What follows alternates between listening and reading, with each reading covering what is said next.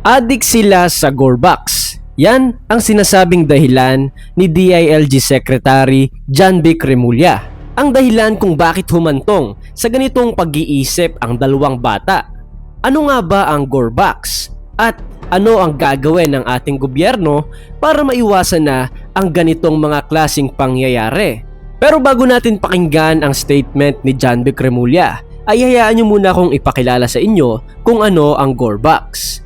Ang Gorbox, Lodi, ay may kahawig sa larong Roblox na marahil nakita mo na ring nilalaro ng mga bata. Minsan nga kahit 3 years old ay nalalaro na ito. Ngayon, ang kaibahan lang niya sa Roblox ay brutal ang Gorbox, kung saan pwede mong gawin ang lahat ng karahasan sa mga taong nasa server ng laro, kabilang ang pag-itak at pamamaril.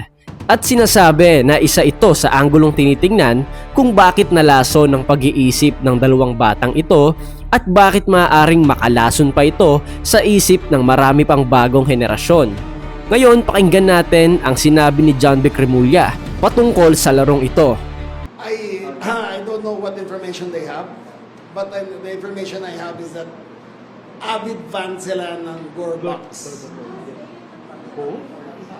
I think so. Lahat sila avid fans ng Gorbox. So yung game na yan, sa mga magulang, panoorin yung mga magulang, mga anak nyo. Kasi napakadelikado ng laro yan.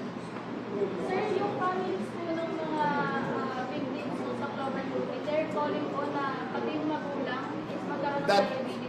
That is, ayun ang infirmity ng batas. Walang liability ang magulang. Ayun ang infirmity. So, gagawin namin na lahat, i-recommend namin sa prosecution. Pero nakalagay sa IR to lahat, tinignan ko na lahat ng libro tungkol sa IRR ng gun ownership. Civil lang ang liability nila. How about sa yung coordination natin sa Department of Education na talaga naman? Oh yes, magre-recommend kami regarding bullying and all of that. Having said that, I believe also that games is espousing violence like Gorbox should be permanently banned from the Philippines. I believe that it desensitizes young people into the elements of death, elements of violence, and elements of murder. I believe that the government, that the Congress also should study the matter kung paano mapigilan to. Questions? Thank you very much, sir. And we are now ready to accept questions from the media. From UNTV, Ms. Lea Ilaga. Morning, Sec. Sir, upon verification, yun po bang Jasmine ay doon nag-aaral? Yes, doon siya nag-aaral. Sir, background niya, nag-aano din ba siya 14 naglalaro? years. Oh, 14 years old, bigla na lang nag-post ng gano'n. Pero mukhang may issues sila ng parents niya. So, hindi pa kompleto eh. Kasi nangyari to alas 11 ng gabi bago siya nakuha. So, we're still debriefing her kung ano talaga ang intent. Again, ito ang infirmity ng Juvenile Justice Act. Nakita nyo yung mga bata nag-usap, ay, walang mangyayari sa akin kasi 14 years old lang ako. Pwede ako.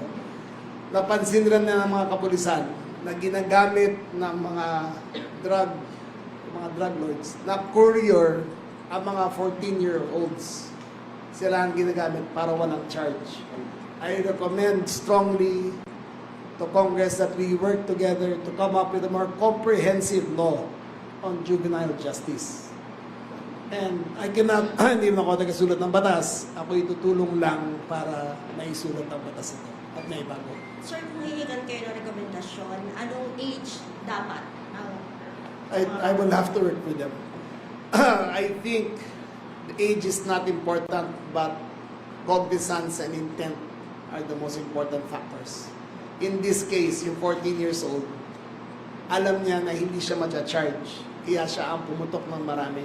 Siya ang nakabaril ng marami. And, ayon sa batas, malilibre siya sa ginawa niya. So there must be change. Thank you.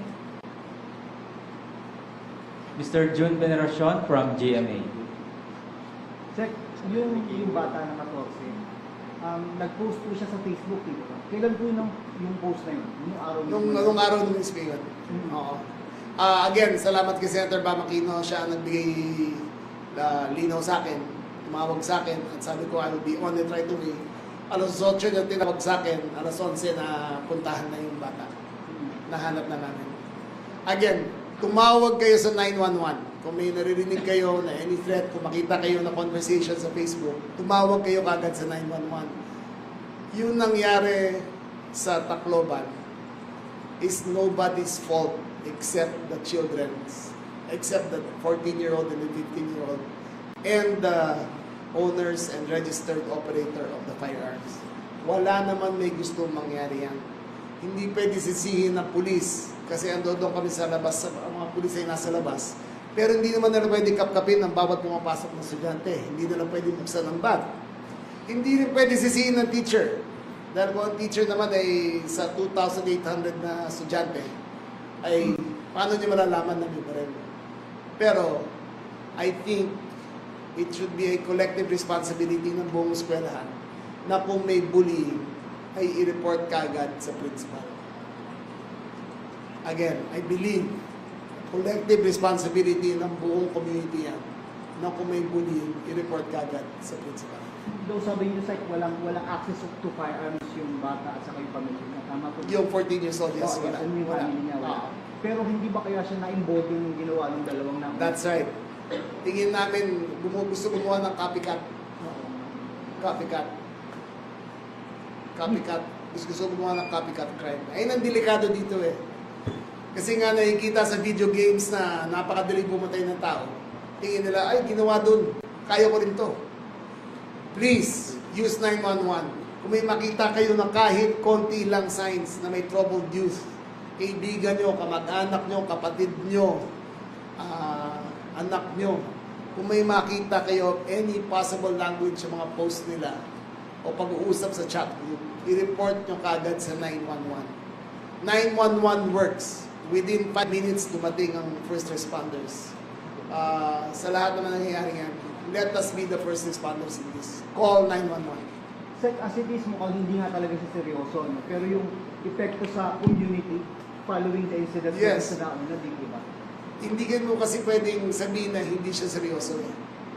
Any threat is considered light until it is neutralized. So, hindi mo pwede sabihin na pagbasa mo ng post, ay wala to. Hindi pwedeng ganun. Basta may makita kayo na kahit konti man na babala na merong mangyayaring karubag-duman, magsabi kayo kagad. Tumawag kasi kayo sa 911. Sabihin nyo kung ano nakita nyo para ma-investigate kagad. It will go a long way in stopping into a repeat of what happened last night. Any more? Next from PNA, Mr. Lloyd Kaliwan. Last na to. Okay, go. Wala na. Wala na sumihin. Meron pa. Good, tuloy mo. The kid was not charged with anything. Again, 14 years old. Nasa bahay nila. Sa bahay. Hindi. Dinala sa DSWD para interview. Pero he cannot be charged with anything. Or she cannot be charged with anything. Sec, pakilinaw lang doon sa liabilities ng gun owner. Yung police, tsaka yung nakaregister sa... Ang liability lang ay malversation. So- Dahil police property ginamit ng iba, not for the intended use. Ayun ang infirmity ng batas. Walang concomitant responsibility ang gun owner kung gamitin ng iba ang baril nila para pumatay ng tao. Where, I believe, dapat kung may baril ka, naka-lock and key at ikaw ang sole responsible person basta naka-lisensya sa iyo baril. Okay. Thank you, sir. Thank you. Sir, ito ba yung first na school mass shooting? Yes, this is the first. This is the first. In our recorded history, wala pa kaming nag-research kami, wala pa kaming nakikita. Sir, sabi ng Department of Justice, maaaring may element of extremism dito sa nangyari. Again, extra. Element of extremism sa nangyari. It's up to them. Hindi ko ma-confirm ko anong sinabi nila. May possibility ba na itong dalawang ito magkasunod, merong nag-ignorance sa kanila? I don't know what information they have, but the information I have is that avid fans sila ng Gorebox. I think so. Lahat sila avid fans ng Gorbox. So yung game na yan, sa mga magulang, panoorin yung mga magulang, mga anak nyo. Kasi napakadelikado ng larong yan. Sir, yung families po ng mga victims po sa Clover Duty, they're calling po na pati yung magulang is magkaroon ng That- liability. That is, ayun ang infirmity ng batas. Walang liability ang magulang. Ayun ang infirmity. So, gagawin namin na lahat, re-recommend namin sa prosecution. Pero nakalagay sa IR, tula, tinignan ko na lahat ng libro tungkol sa IRR ng gun ownership. Civil lang ang liability.